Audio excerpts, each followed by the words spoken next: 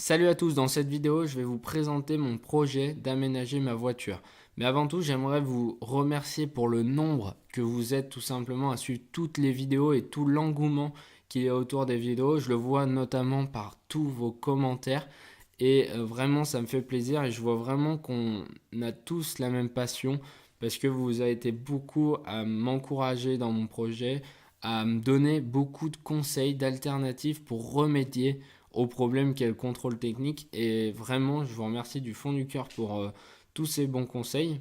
Mais en fait, voilà, personne m'a vraiment proposé cette solution parce qu'en fait, je le comprends totalement, à moins qu'il y en ait peut-être quelqu'un qui l'ait dit, mais je suis vraiment pas tombé sur le commentaire. Mais en tout cas, c'est un projet qui n'a rien à voir avec le projet initial qui était d'aménager un fourgon. Alors ça, je le conçois très très bien que ça n'a rien à voir, mais je vais quand même partir sur ce projet et je vais expliquer dans cette vidéo pourquoi et aussi pourquoi j'ai pas choisi les autres solutions que vous m'avez données en commentaire. Alors je vais commencer par la première alternative que vous avez été très nombreux à me proposer. Ça a été celle d'acheter un camping-car, un vieux camping-car en fait. Vous m'avez dit qu'il y en avait des pas très chers et c'est vrai que vous avez totalement raison.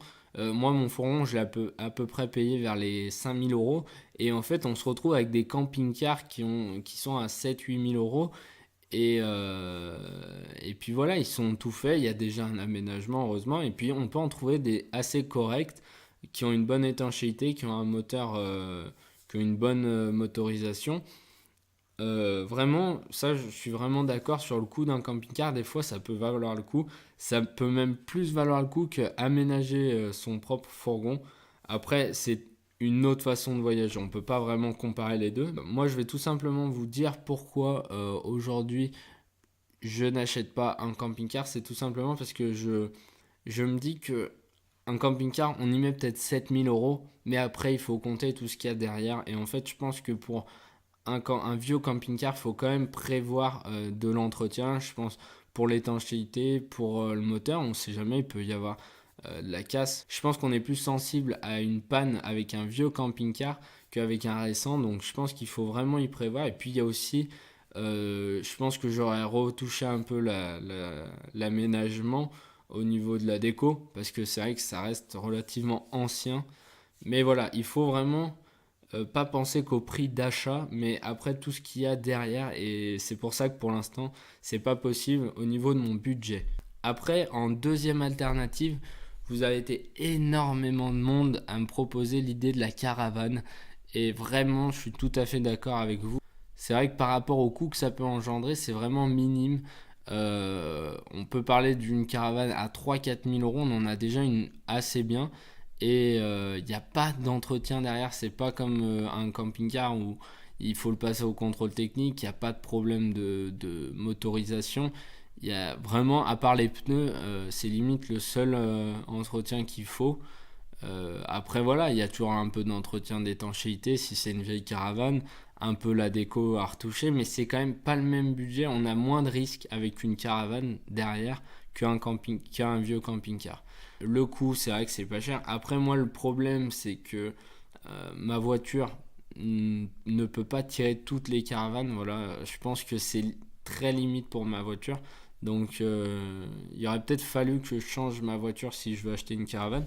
Donc voilà la raison surtout pour laquelle j'ai pas acheté de caravane. Mais voilà, ça reste un projet. C'est comme le camping-car, je retire pas ces idées, je veux les garder. Je veux vraiment que ça.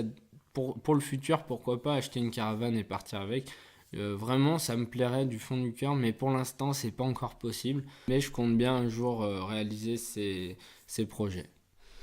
Et puis, bien sûr, en troisième alternative, je dirais que vous avez été très très nombreux à me proposer encore des solutions pour le fourgon aménagé, pour pouvoir passer mon fourgon aménagé. Mais j'ai pas le budget pour mettre derrière, parce que ça a quand même un autre budget. En fait, on passe tout de suite sur un autre budget, et j'étais vraiment pas prêt à mettre ce budget aussi, c'est pareil. Puis, même si j'avais franchement l'argent, j'aurais pas investi autant dans le fourgon que j'avais parce qu'il était quand même assez vieux. S'il faut le mettre tout aux normes, ça coûte extrêmement cher.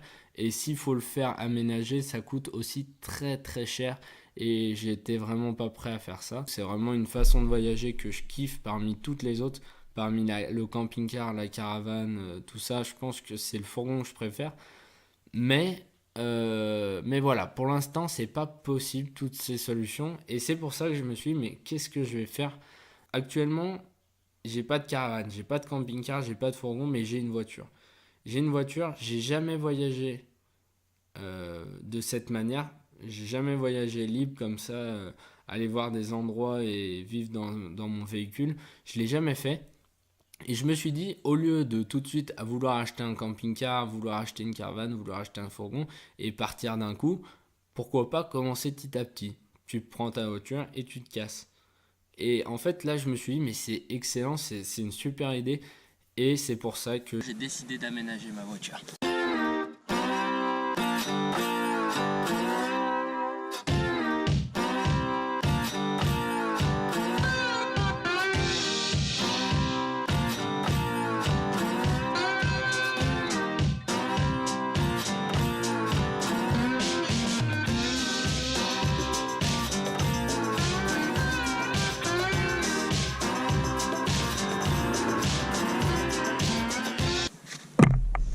Et je vais vous la présenter tout de suite dans cette vidéo. Je vais vous expliquer comment j'ai décidé d'aménager ma voiture. Alors, quand je dis aménager ma voiture, c'est pas réellement le terme. Je vais surtout l'équiper. Je vais acheter tout le matos qu'il faut pour pouvoir partir avec. Comme j'ai prévu d'acheter des barres de toit. Et voilà pour le coffre. Donc il est quand même assez petit. Donc là j'ai pas mal de trucs, donc vous vous rendez pas trop compte. Mais bon, je vais pouvoir mettre l'essentiel pour pouvoir partir avec ma voiture. Tout ce qui est bouffe et tout. Et puis voilà. En bref, tout ce qui me servira pour partir. Et puis pour ce qui est de dormir, ça se passera tout simplement comme ça. Donc voilà, les sièges comme ça, je vais les baisser. Et ce qui va pouvoir me permettre d'après rajouter un matelas gonflable comme ça en travers, ce qui pourra me permettre de dormir sans me plier en deux et de tenir vraiment tout droit. Et je l'ai déjà fait une fois et ça s'est plutôt bien passé, mais il faut que j'en rachète un parce qu'il s'est percé durant la nuit. Donc voilà, vous avez vraiment tous vu ma voiture. Avec quoi je vais partir. Voilà, maintenant il manque pas mal d'équipements, de petits trucs, mais je ferai une vidéo de présentation de un peu tout ce que j'ai pris avec moi pour partir en road trip, et puis après il manquera plus qu'à partir avec, et je pense que ça va pas tarder. Je vais déjà faire des petits week-ends, mais voilà, le projet est là, j'ai envie de partir avec ma voiture en attendant, et j'espère que ça vous a plu, et n'hésite pas à t'abonner si tu veux suivre les road trips avec ma voiture, et je vous dis à la prochaine pour de nouvelles vidéos. Allez, ciao ciao.